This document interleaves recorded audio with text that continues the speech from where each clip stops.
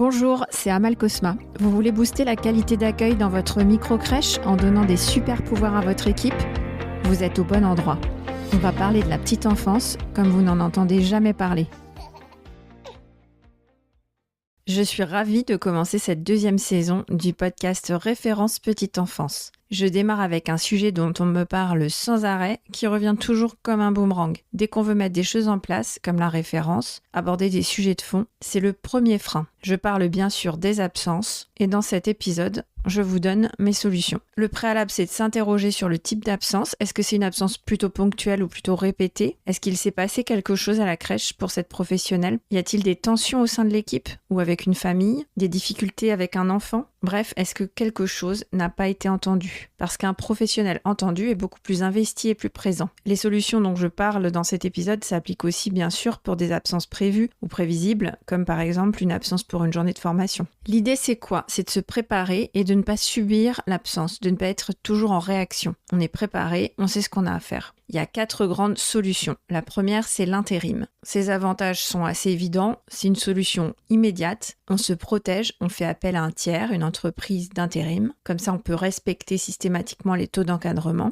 Et on montre à l'équipe et aux familles qu'on ne fait pas d'économie sur la masse salariale. On ne profite pas de l'absence pour gagner en rentabilité. Les inconvénients, c'est d'abord un coût extrêmement élevé et pour un retour assez mitigé. En général, il y a un manque de fiabilité, de la discontinuité et on ne met pas en valeur l'autonomie de notre équipe, on ne mobilise pas nos ressources en interne. Attention, souvent, personne n'est disponible pour intégrer l'intérimaire, il ne sait pas quoi faire, il va s'asseoir et rester passif. Ça va être mal vu par l'équipe et par les parents et ça va créer de la tension. Une deuxième grande solution, embaucher une volante. Personnellement, j'ai embauché ma première volante à partir de 4 micro-crèches, mais la question à se poser, c'est surtout votre besoin de service. Est-ce que cette personne que je vais embaucher va être occupée tous les jours ? Je prévois sa fiche de poste et ses missions. Question profil, dans l'idéal, on imagine une professionnelle qui a une très bonne représentation du travail en crèche, de la fonction, de ce qu'elle va avoir à faire, un bon diplôme, de l'expérience. Mais attention, c'est un poste peu valorisé et avec beaucoup de mouvements. Donc on n'a pas forcément ces candidats-là. Ce que je vais regarder, c'est la personnalité du candidat. Est-ce qu'il va être capable de s'adapter ? Est-ce qu'il est très volontaire ? Travailleur et surtout fiable. Il doit comprendre qu'on compte sur sa présence plus que tout à ce poste-là. Bien sûr, je vérifie son lieu d'habitation par rapport au trajet parce que les trajets vont être divers et variés. Si j'ai 4 établissements par exemple, ou si j'en ai 10, la personne va être amenée à faire différents trajets et il faut que tous les trajets soient envisageables. La professionnelle volante a besoin d'un accompagnement et de préférence, on fait fonctionner le poste de volante sur des remplacements de longue durée. Le gros avantage, c'est que la professionnelle volante connaît la crèche, l'équipe et les enfants,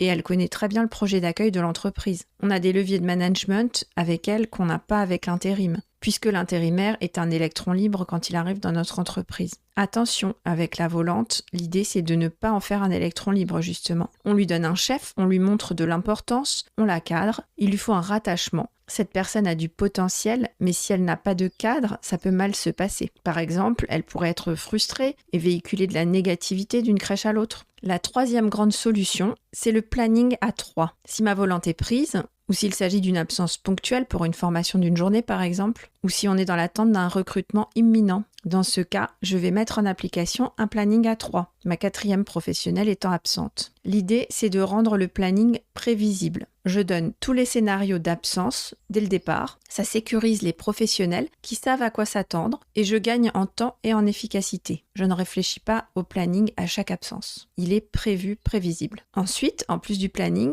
je décris une organisation de travail à 3. C'est une organisation de travail détaillée. Je l'ai en temps normal, elle est prévue à 4 professionnels et là, je la détaille avec 3 professionnels. C'est le qui fait quoi à quelle heure de la journée en crèche. Réfléchissez à quelles tâches sont prioritaires et quelles tâches doivent impérativement être faites. Ces tâches-là, on les garde dans l'organisation à 3. On peut par exemple retirer un détachement ou une réunion. Enfin, une 4e solution, c'est une nouvelle pratique que j'ai vue émerger. Ce sont des professionnelles indépendantes qui proposent de l'accompagnement et des interventions sur le terrain. L'avantage, c'est que c'est des professionnels investis dans leur travail et qui s'engagent parce qu'elles ont créé leur propre emploi, leur petite entreprise. Généralement, elles ont une belle expérience, un bon diplôme. L'inconvénient, c'est un peu comme pour l'intérim, ce sont des personnes extérieures et le coût peut être élevé. Mais si on la connaît bien et qu'elle fait partie des intervenants réguliers de la structure, ça me semble être une solution très intéressante. surtout si on n'a pas encore la taille de prendre une volante à temps plein en interne.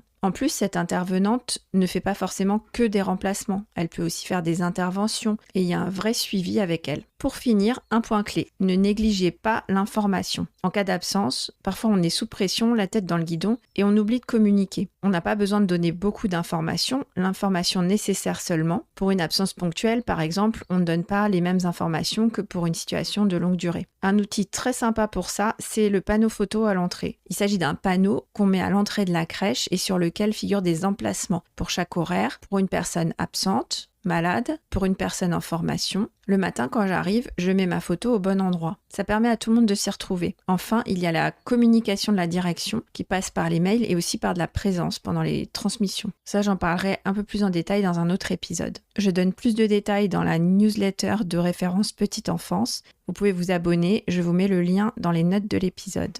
Et pensez à mettre une note 5 étoiles. À la semaine prochaine!